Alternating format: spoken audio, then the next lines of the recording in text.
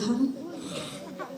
আজ যে বিতর্ক সভা অনুষ্ঠিত হতে চলেছে তার প্রাক্কালে মুখবন্ধ হিসাবে খুব ছোট্ট করে দু এক কথা বলে নিই, যদিও এটা আমাদের সকলেরই জানা।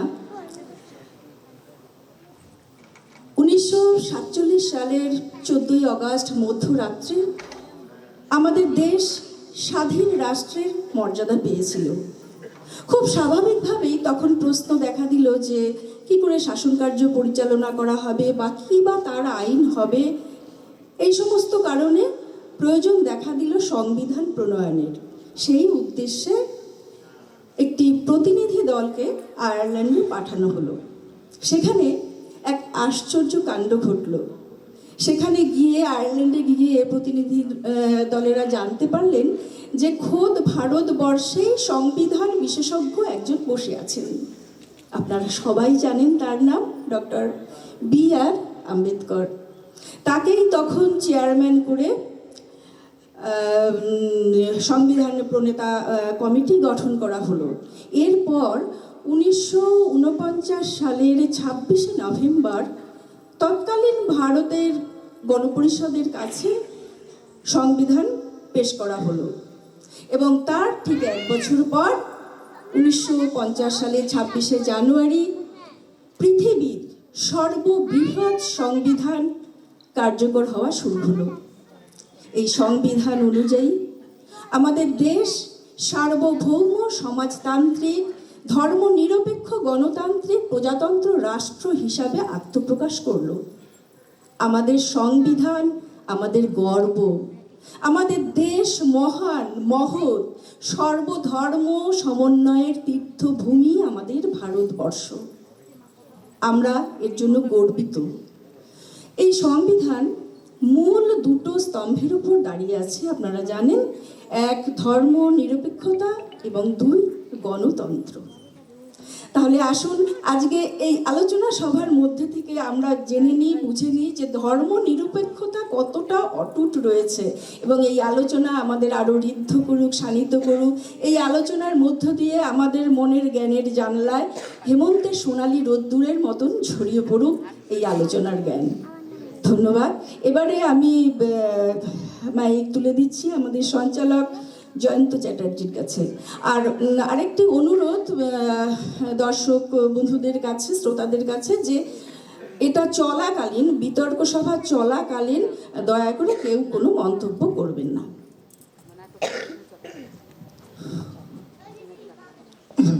ধন্যবাদ। শুভ সন্ধ্যা। শ্রীজি মিশন আয়োজিত সার্বজনীন বিতর্ক সভা আজকে দ্বিতীয় পর্যায়ে, ইতিপূর্বে প্রথম পর্যায় হয়ে গেছে। তো জনমানসে তার বিপুল সাড়া পাওয়া গেছিল। আজকে আমাদের এই সভাকক্ষ তার পূর্ণতা লক্ষ্য করে আমরা বুঝতে পারছি যে এই ধরনের অনুষ্ঠান সবাই উপভোগ করবার জন্য অধীর আগ্রহে অপেক্ষা করছেন। আমাদের বিতর্কের আজকের বিষয়টি ইতিমধ্যে স্ক্রিনে আপনারা দেখতে পাচ্ছেন। তো সেখানে আমাদের একটু বক্তব্য থাকেই, কিছু কি বিতর্ক সভার পূর্বে একটা বক্তব্য থাকে যে বর্তমান প্রেক্ষিতের যে বিষয়গুলো উঠে আসছে রাজনীতি আর ধর্মের, তাতে আমার মধ্যে দুটি প্রশ্ন আছে। আমি উত্তর খুঁজবো আজকে, আশা করি আপনারাও সেই উত্তর খুঁজতে চেষ্টা করবেন। আমার প্রথম প্রশ্ন, ধর্মকে রাজনীতি রাঙিয়ে তুললো না রাজনীতিকে ধর্ম? এটা আমার প্রথম প্রশ্ন। দ্বিতীয় প্রশ্ন হচ্ছে, ধর্ম এবং রাজনীতি উভয়ই মানব কল্যাণকামী, তবে বিরোধটা কোথায়? আসুন শুধু শ্রোতা দর্শক মণ্ডলী, আজকের আমাদের বিতর্ক সভার পক্ষে প্রথম বক্তা জয়ন্ত চক্রবর্তী, বিশিষ্ট শিক্ষক, তাকে আহ্বান করছি প্রস্তাবের পক্ষে বক্তব্য রাখার জন্য। নিয়মটা একটু বলে দিই যে আপনাদের প্রথম পর্যায়ে আপনারা 6 মিনিট করে সময় পাবেন বক্তব্য রাখার জন্য। 2 মিনিট পরবর্তীকালে আপনাদের বক্তব্য খণ্ডনে, বিপক্ষের বক্তব্য খণ্ডনের জন্য আপনারা সময় পাবেন। তো আসুন সবাই মিলে আমরা দিনহাটায় এই ধরনের প্রকাশ্যে বিভিন্ন সমাজের মানুষকে নিয়ে বিতর্ক সভা, আজকের ধর্মের রং, আজকের রাজনীতির থিম সং, আসুন সবাই উপভোগ করি। মঞ্চে প্রথম বক্তা প্রস্তাবের পক্ষে জয়ন্ত চক্রবর্তী। হ্যালো হ্যালো, আমি যখন আজকে স্মৃতিসদনে আসছিলাম তখন সুবীরদা গাইছিল, স্বপন যখন মধুর এমন হোক সে মিছে কল্পনা, জাগিও না আমায় জাগিও না। আসলে আজকের যে আমাদের বিতর্কের বিষয়, এই বিষয়ের বিরুদ্ধে যারা বলতে চাইছেন, আমার মনে হয় তারা যে বিষয়গুলি বলবেন, আমাদের বিজ্ঞানে আমরা জানি যে ছোট জিনিসকে বড় করে দেখবার জন্য অণুবীক্ষণ যন্ত্রের প্রয়োজন হয়। তারা আমাদের দেখাতে চাইছেন আমাদের মনের মধ্যে আমরা যে বিষয়টাকে আমরা চরম কষ্টের সাথে আমরা গ্রহণ করেছি, যে রাজনীতিতে ধর্মের অনুপ্রবেশ কাম্য নয়, অথচ সেই বিষয়কে তারা বড় জিনিসকে ছোট করে দেখাবেন। দেখা যাক সেরকম কোনো যন্ত্র আজকে আবিষ্কার হয় কিনা। কিভাবে বলুন তো আমাদের রাজনীতি আর ধর্ম একই ট্র্যাকে হাঁটবে না? 1947 মধ্যরাত্রি আমাদের প্রথম প্রধানমন্ত্রী পণ্ডিত নেহেরু তিনি বলছেন, সমগ্র বিশ্ব যখন ঘুমন্ত তখন আমরা স্বাধীনতার জয়যাত্রা শুরু করলাম। সত্যি উজ্জীবিত হবার মতো কথা। কিন্তু একবার ভাবুন, যে দ্বিজাতিতত্ত্বের বীজ বপন করা হয়েছিল এই ভারতবর্ষে,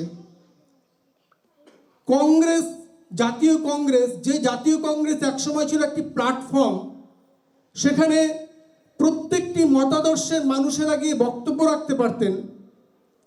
সেখানে বামপন্থী মানুষ ছিল, ডানপন্থী মানুষ ছিল, অথচ এই কংগ্রেস বিবর্তনের মধ্য দিয়ে আমরা দেখলাম একটি ক্ষমতালোভী শ্রেণী তৈরি হয়ে গেল ভেতরে ভেতরে, যারা এই দ্বিজাতি তত্ত্বের যে মূল বীজ, সেই বীজে তারা রীতিমতো আলো দিচ্ছেন, বাতাস দিচ্ছেন, তাদেরকে পরিচর্যা করছেন। এবং সেই ক্ষমতালোভী সম্প্রদায় তারা দেশ স্বাধীন হবার পর দিনের পর দিন, বছরের পর বছর ক্ষমতার অলিন্দে থেকে গেলেন। তাহলে তারা ধর্মের কি মদত নেননি? ভারতের জাতীয় কংগ্রেস কি ধর্মের মদত নেননি? আজকে আমি যদি বলি যে জাতীয় কংগ্রেসের যে তাস, ধর্মের তাস, সেই ধর্মের তাসে তো আজকে তৎকালীন আরএসএস, পরবর্তীতে শ্যামাপ্রসাদ মুখোপাধ্যায়ের হাত ধরে 1951 সালে জনসংঘ, এবং আরো পরে একটা নতুন বোতলে পুরনো মদ বিজেপি, তারা সেই ধর্মের তাসে স্প্রেড ব্যবহার করে, ট্রাম্প করে আজকে ধর্মটাকে ছিনিয়ে নিয়েছে। আজকে জাতীয় কংগ্রেসের জওহরলাল নেহরুর পরবর্তী সময়টা দেখুন। ইন্দিরা গান্ধী শুধুমাত্র ক্ষমতায় থাকবার জন্য, শিখদের কাছে জনপ্রিয় হবার জন্য ভিনরেনওয়ালাকে পোষণ করলেন, ভিনরেনওয়ালাকে অক্সিজেন দিয়ে গেলেন। যখন তার মনে হলো যে এই ভিনরেনওয়ালাকে আর প্রয়োজন নেই, তখন অপারেশন ব্লু স্টার করলেন এক পবিত্র জায়গায়, অমৃতসরের স্বর্ণ মন্দিরে। রাজীব গান্ধীর কথা ভাবুন, তিনি কি করলেন? যখন তার প্রবল এক সমর্থন নিয়ে ভারতবর্ষের প্রধানমন্ত্রী হলেন, তারপর যখন সমর্থনের ভিত্তি যখন ক্রমশ হারাচ্ছেন, তখন একদিন তিনি দেখতে পেলেন যে শাহবানু মামলার মতন একটি মামলা, যেখানে একটা দীর্ঘদিন পরে মুসলিম মহিলাদের প্রতি একটা সত্যিকারের সুন্দর রায় দিয়েছে কোর্ট, সেটাকে পার্লামেন্টে তিনি সেই রায়টাকে পাল্টে দেওয়ার ব্যবস্থা করলেন, অর্থাৎ শাহবানু মামলা, সেই শাহবানু কিন্তু বঞ্চিতই থেকে গেল। তার মনে হলো যে এর দ্বারা তো আমি মুসলিম সমাজের যে পুরুষতান্ত্রিক সমাজ, সেই সমাজকে আমি সন্তুষ্ট করতে পারলাম, তাহলে তো আমাকে হিন্দুকে সন্তুষ্ট করতে হবে। কিছুদিন পরে তিনি অযোধ্যার বাবরি মসজিদের তালা খুলে দিলেন। আমরা রাজীব গান্ধীকে দেখেছি বারবার তিনি জামা মসজিদের ইমামের কাছে যেতেন, বারবার তিনি মাচান বাবার কাছে যেতেন। তাহলে এই হচ্ছে আমাদের সেই সময়কার জাতীয় কংগ্রেসের ধর্মের প্রতি অনুরাগ। আমরা যদি পরবর্তীতে যদি আমরা দেখি যে আমাদের বামপন্থী দলগুলি, সেই বামপন্থী দলগুলি যারা মনে করে যে না আমরা তাদেরকে প্রকাশ্যে আমরা ধর্ম নিয়ে রাজনীতি করতে হয়তো দেখছি না, যখন মহারাষ্ট্রে যখন কৃষকের লং মার্চ হচ্ছে, সেটা রীতিমতো ক্ষুধার জন্য লং মার্চ, সেটা রীতিমতো তার ন্যায় বিচারের জন্য লং মার্চ, অথচ সেই বামপন্থী দলগুলোও কিন্তু যখন আমাদের পার্লামেন্টে যখন 3 তালাক বিল হয়, তখন কিন্তু নীরব দর্শকের ভূমিকা পালন করে। শুধু বামপন্থী দল নয়, তার সাথে আমরা সমস্ত পরবর্তীতে যে দলগুলো দেখছি, তৃণমূল কংগ্রেস সহ অন্যান্য দলগুলিকে। আসলে ধর্ম কি এরকম হওয়া উচিত? আমাদের যে ভারতবর্ষের যে ধর্ম, যেখানে বিবেকানন্দ হিন্দুত্ব বলতে একটি জাতি সত্তার কথা বলেননি, তিনি বলেছিলেন যে পাশ্চাত্যের কাছ থেকে আমাদের তাদের বহির জগৎকে জয় করা শিখতে হবে, আর পাশ্চাত্যকে শিখতে হবে আমাদের কাছ থেকে অন্তর্জগৎকে জয় করা। তবে আমরা এমন একটি জাতি তৈরি করতে পারবো যারা গোটা পৃথিবীতে বহির্জগৎ এবং অন্তর্জগৎ উভয়কে জয় করতে পারবে। তার মনে হয়েছিল যে ইউরোপিয়ান কান্ট্রিগুলো যে খ্রিস্টানিজম, তারা ক্যাথলিক খ্রিস্টানিজম থেকে বেরিয়ে প্রোটেস্টান্টদের সঙ্গে যুক্ত হয়ে বিজ্ঞান এবং প্রযুক্তিকে ব্যবহার করে তারা যে প্রভূত উন্নতি করেছে, আমরা যদি সত্যি ধর্মকে যদি সেই পথে ব্যবহার করতে পারি, তাহলে আমাদেরও প্রভূত উন্নতি হবে। তাই তো আমরা দেখি একই জাহাজে যখন জামশেদজি টাটার সঙ্গে তার দেখা হয়, তিনি বলেন যে আপনারা শুধু ব্যবসা করছেন কেন, আপনারা ভারতবর্ষে এমন একটি গবেষণাগার তৈরি করুন, যে গবেষণাগার থেকে ভারতের বিজ্ঞানের প্রভূত উন্নতি হবে। জামশেদজি টাটা ব্যাঙ্গালোরে IISc, Indian institute of science তৈরি করেছিলেন, যা এখন এশিয়ার অন্যতম শ্রেষ্ঠ গবেষণাগার। তাই আমি বলছি, ধর্ম যদি ধর্মের জায়গায় থাকতো, রাজনীতি যদি রাজনীতির জায়গায় থাকতো, তাহলে আমরা IIScর মতন এরকম আরো অনেক প্রতিষ্ঠান পেতাম। আমি একটিমাত্র কেবল ভালো দিক তুলে ধরতে পারলাম। নমস্কার। পরবর্তীতে আবার যখন আমার সুযোগ হবে আমি কিছু বলবো। ধন্যবাদ জয়ন্ত চক্রবর্তী। প্রস্তাবের বিপক্ষে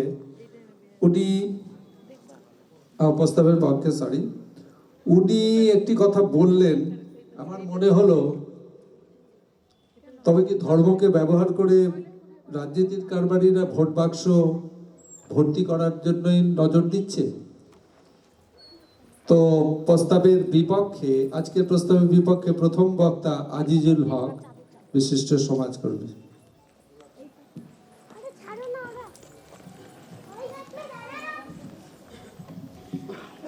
হ্যালো,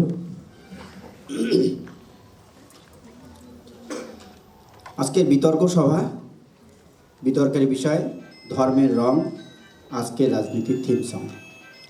স্বাভাবিকভাবেই আমি এর বিপক্ষের বক্তা, কারণ আমি মনে করি কখনোই ইতিহাসের কোনো কালেই ধর্ম রাজনীতিকে পরিচালিত করেনি। পার্লামেন্টারি ডেমোক্রেসি ইতিহাসে চিরদিন ছিল না। বেদ, বেদান্ত, কোরআন, বাইবেলের বাণী থেকে তা আসেনি। পার্লামেন্টারি ডেমোক্রেসি ব্যক্তি স্বাধীনতা, ব্যক্তির প্রতিবাদ করার অধিকার, আন্দোলন করার অধিকার, ধর্মীয় প্রভাবমুক্ত মানবতাবাদ, বিজ্ঞানসম্মত যুক্তিবাদ, গণতান্ত্রিক সমাজ, সাম্যমৈত্রী, স্বাধীনতার বাণী ইত্যাদি ঘোষণা নিয়ে গণতান্ত্রিক বিপ্লব একদিন এসেছিল। মানব ইতিহাসে রাজতন্ত্রের বিরুদ্ধে রক্তক্ষয়ী সংগ্রামের মধ্য দিয়ে।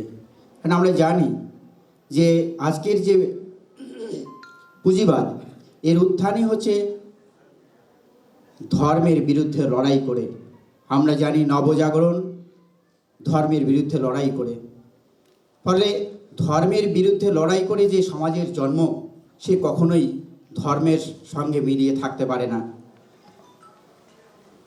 আমরা জানি যে সমাজ যখন আর এগোতে পারে না, তখন যুক্তির ভিত্তিতে যখন তাকে আটকানো যায় না, তখন মানুষের মধ্যে অন্ধত্ব নিয়ে আসা হয়। ফলে আজকে পুঁজিবাদ যেহেতু আর তার বিকাশের কিছু নেই, দেওয়ার কিছু নেই, তাই তারা আবার ধর্মকে নিয়ে আসতে চাইছে। ফলে এটা রাজনীতি নয়। আমার বিপক্ষের বক্তা কিছু ঘটনা বললেন। ঘটনা আমি দেখাতেই পারি, আমি বলতেই পারি যে আমি আজকে সকালবেলা যখন বাজারে গেলাম, আমাকে পেঁয়াজটা 120 টাকা কিলো কিনতে হয়েছে, রতনবাবুকে 120 টাকা কিনতে হয়েছে। ফলে ধর্মের ভিত্তিতে আমাদের সমাজ পরিচালিত হচ্ছে, রাজনীতি পরিচালিত হচ্ছে, তা কি বাস্তবসম্মত? অবশ্যই নয়। আজকেই আমি একটা খবরের একটা পরিসংখ্যান দেখলাম। 2016 সালে ভারতবর্ষে প্রতিদিন কৃষক মৃত্যু হয়েছে 31 জনের। এই 31 জন কৃষক তারা কি শুধু হিন্দু বা শুধু মুসলিম বা শুধু খ্রিস্টান, তাই কি? অবশ্যই নয়। ফলে আজকের সমাজ কেন, যুগে যুগে সমাজের লড়াই হচ্ছে শোষিত মানুষের সঙ্গে শোষকের লড়াই। কখনোই হিন্দু মুসলিম শিখ বৌদ্ধ এদের লড়াই নয়। ফলে আজকে সাধারণ মানুষ, খেটে খাওয়া মানুষ, নিপীড়িত মানুষ, তারা বঞ্চিত হচ্ছে, তারা প্রতিবাদ করতে চাইছে। ফলে তার বিরুদ্ধে প্রচলিত যে রাজনৈতিক ধারা, তারা তাদের শাসন শোষণ দমন করার জন্যই তারা ধর্মের রং লাগাতে চাইছে। এটা কিন্তু আসলে এটা বাস্তবসম্মত নয়। এটা ইতিহাসের অপব্যাখ্যা। ফলে আমার বিপক্ষের বক্তা দ্বিজাতি তত্ত্বের কথা বললেন, যে ভারতবর্ষ নাকি আমাদের দেশ স্বাধীন হয়েছে দ্বিজাতি তত্ত্বের মাধ্যমে। আমাদের দুটো দেশ হয়েছে, হিন্দু মুসলিমকে ভাগ করে দেওয়া হয়েছে। এটা কখনোই এদেশের সাধারণ হিন্দু মুসলিমদের দাবি ছিল না।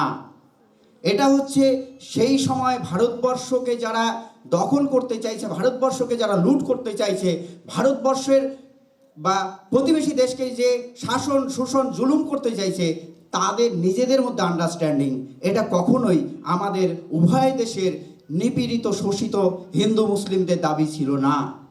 ফলে আমি যে বিষয়টা বলতে চাইছি, যে রাজনীতিতে ধর্মের রং কখনোই থিম সং হতে পারে না। এটা আমরা যতই কাব্যিক ঢঙে বোঝাতে চাই না কেন, আমরা যতই কাব্যিক ঢঙে উপস্থাপন করতে চাই না কেন, এটা সত্যের অপলাপ ঘটানো। ফলে মাস্টারমশাই আরও কিছু তত্ত্ব, কিছু ঘটনা তুলে ধরেছিলেন, যেগুলো সম্পর্কে আমি বলবো যে ঘটনা আমরা দেখাতেই পারি, সেই ঘটনা কিন্তু সত্য সবসময়ই যে হবে এমনটা নয়। আমাদের যারা সরাসরি ধর্মের ভিত্তিতে রাজনীতি করছেন, তাদের সম্পর্কে অনেক আগে 1940 সালের 12ই মে ঝাড়গ্রামের এক সভায় নেতাজি সুভাষচন্দ্র বসু বলছিলেন, সন্ন্যাসী ও সন্ন্যাসিনীদের ত্রিশূল হাতে হিন্দু মহাসভা ভোট ভিক্ষার জন্য পাঠিয়েছেন। ত্রিশূল ও গেরুয়া বস্ত্র দেখলেই হিন্দু মাত্রেই শির নত করে। ধর্মের সুযোগ নিয়ে ধর্মকে কলুষিত করে হিন্দু মহাসভা রাজনীতির ক্ষেত্রে দেখা দিয়েছে। এই বিশ্বাসঘাতকদের আপনারা রাষ্ট্রীয় জীবন থেকে সরিয়ে দিন। তাদের কথা কেউ শুনবেন না। আমরা চাই দেশের স্বাধীনতাকামী নরনারী এক প্রাণ হয়ে দেশের সেবা করুক। নেতাজি সুভাষচন্দ্র বসু সেই সময় এই কথাগুলো বলেছিলেন। ফলে আমি যেটা বলবো, যে আমার এই বক্তব্য আমি শুধু অপরের যুক্তিকে খণ্ডন করার জন্য আমি বলছি না, আমি নিজের থেকে যেটাকে সত্য মনে করি আমি সেটা এখানে উপস্থাপন করলাম। এবং আমি মনে করি এখানে উপস্থিত শ্রোতৃমণ্ডলী অবশ্যই আমার সঙ্গে আমার বক্তব্যের সময় সহমত পোষণ করবেন এবং আপনারাও এই বিষয়টাকে খেয়াল করবেন। আমার বিপক্ষের বক্তারা যতই আমার বিপক্ষে বলার চেষ্টা করুক না কেন। ধন্যবাদ, আমি আমার বক্তব্য শেষ করলাম। ধন্যবাদ আজিজুলকে। আমরা আমাদের বিতর্কের বিষয়গুলো আমরা পক্ষের এবং বিপক্ষের বক্তারা তুলতে চেষ্টা করছেন। আমার মধ্যে কিছু প্রশ্ন থেকেই যাচ্ছে, উত্তর খোঁজার চেষ্টাই করছি। যেমন যীশু খ্রিস্ট, গৌতম বুদ্ধ, হজরত মোহাম্মদ পয়গম্বর, মহামানব শ্রীকৃষ্ণ, এনারা সবাই তো মানুষরূপী ভগবান। তো আজকে ভগবানের নতুন সংজ্ঞা পেতে গেলে আমরা রাজনীতিবিদদের দ্বারস্থ হচ্ছি কেন? তো আসুন আমাদের আজকের প্রস্তাবের পক্ষে দ্বিতীয় বক্তা শঙ্খনাথ আচার্য।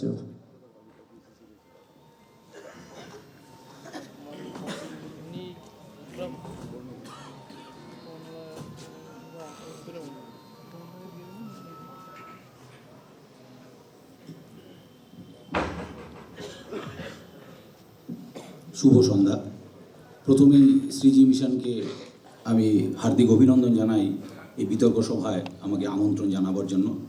এছাড়া এখানে উপস্থিত সকল সত্রীমণ্ডলী, আমার বিপক্ষের বিদগ্ধ বক্তাগণ এবং অবশ্যই আমার পক্ষের বাগ্মীরা, সকলকেই শীতের সন্ধ্যায় উষ্ণ অভিনন্দন জানিয়ে আমি সভার মতের পক্ষে, অর্থাৎ ধর্মের রং বর্তমান রাজনীতির থিম সং। একটা বিষয় পরিষ্কার যে আলোচ্য বিষয়কে কিন্তু কোনো দেশ, স্থান, কালে আবদ্ধ রাখা হয়নি, অর্থাৎ এটা সর্বত্রের জন্য। আমরা যদি গুগল সার্চ করি আমরা দেখতে পারবো বিশ্বের 84টি দেশ আছে যে দেশগুলো ধর্মনিরপেক্ষ রাষ্ট্র।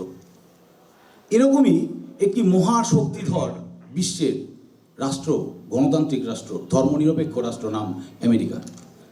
2012 সালের প্রেসিডেন্সিয়াল ইলেকশন, সেই ইলেকশনের আগে হার্ভার্ড ইউনিভার্সিটিতে একটা বিতর্ক সভা আয়োজিত হয়।